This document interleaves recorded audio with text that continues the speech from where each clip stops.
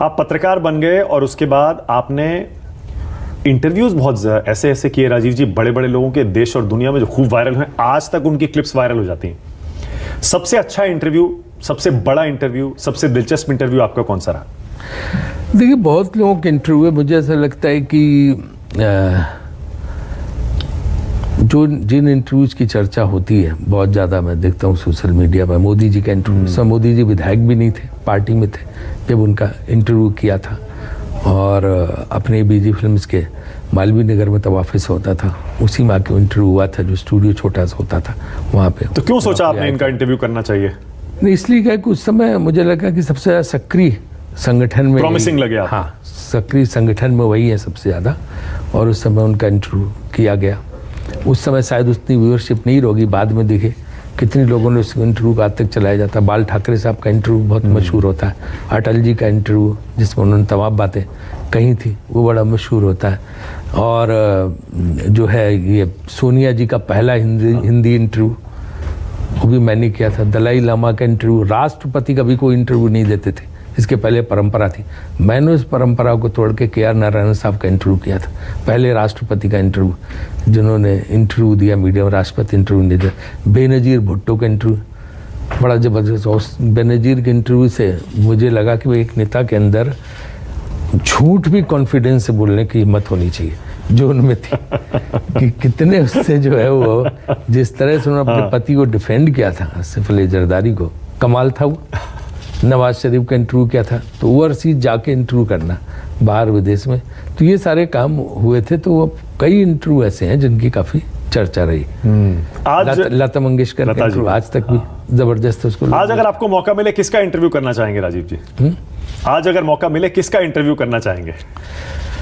Joe Biden का, Trump का।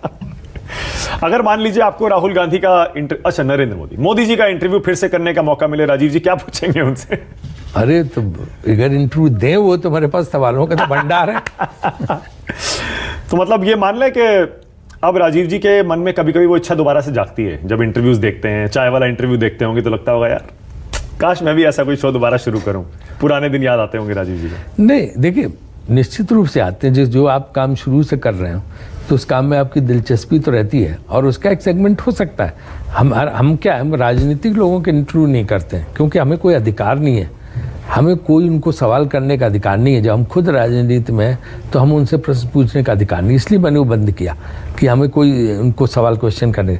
लेकिन जो राजनीति से इतर लोग हैं, उनके तो हम कर ही सकते हैं, चाहे फिल्म स्टार हो, चाहे क्रिकेटर हो, चाहे उद्योगपति हो, चाहे दूसरे लोगों में फेमस हो, जो NGO, मतलब इस तरह से समाज सेवी हो, उन सब के इंटरव्यू तो कर सकते हैं। लेकिन अब कौन इस चक्कर में पड़े? कांशीराम का आप आ गए हो तब कौन, मैं क्यों ऐसे करूँ इंटरव्यू? कांशीराम का इंटरव्यू बड़ा वायरल होता है। हाँ, कांशीराम क्या हुआ था उसमें इंटरव्यू में? वो तार तोड़ के भागे थे, क्योंकि उन्होंने एक बयान दिया था कि वहाँ शौचालय बनाना चाहिए अयोध्या में। हाँ। है ना? तो आपने पूछ लिया वो सवाल? पूछा तो नाराज हो गए, उसमें उन्होंने तार तोड़। तो फिर क्या किया आपने? नहीं, कुछ नहीं, फिर बाद में बात कर लेते हैं, तो हो जाता है झगड़ा किसी थोड़ा। फिर मायावती जी का भी इंटरव्यू किया? मायावती से प्रश्न किया था मैंने, कांशीराम साहब का क्या रिश्ता है? इतना बढ़िया जवाब उन्होंने दिया था उसका। लोग तरह तरह की बातें कर, उन्होंने कहा गुरु और शिष्या का रिश्ता। वो नाराज, जबकि सवाल बहुत तीखा था। हाँ, बहुत तीखा था, लेकिन उन्होंने कहा था हमारा उनका गुरु और शिष्या का रिश्ता, कभी नाराज नहीं।